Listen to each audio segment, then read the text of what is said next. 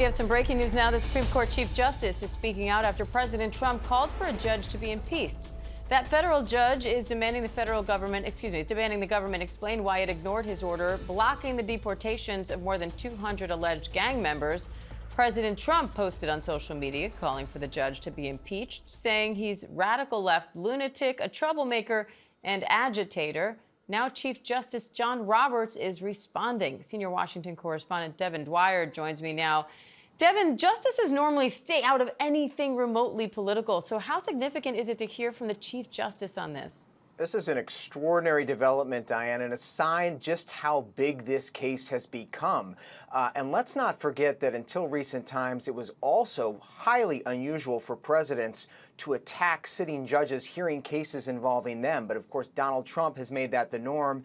And now for the second time, Chief Justice John Roberts, first time back in 2018, responding directly to the President of the United States and that attack. In a statement a short time ago, he said, for more than 2 centuries, it has been established that impeachment is not an appropriate response to disagreement concerning a judicial decision.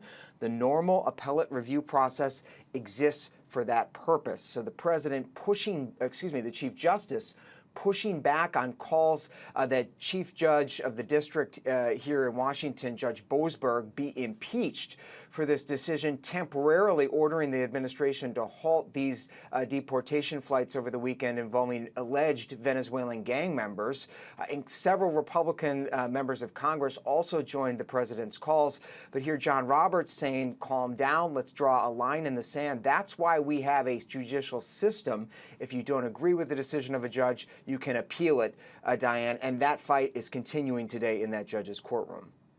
And so what is the latest on that legal battle, Devin, over these deportation flights and whether they should have turned around and whether an order was ignored and whether the White House needs to obey that order and so on and so forth? Yeah, it's a big mess if you're trying to keep up with what exactly is going on. But the bottom line is that the Trump administration is in a standoff with a federal judge who is simply trying to get more information about what has happened.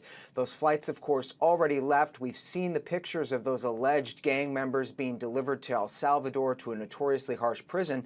But we don't know who those people are. The government says they're terrorists, but in an affidavit this afternoon, Diane, they said none of the men on that plane you see there had criminal records, and they did not provide any other details. They're citing national security concerns.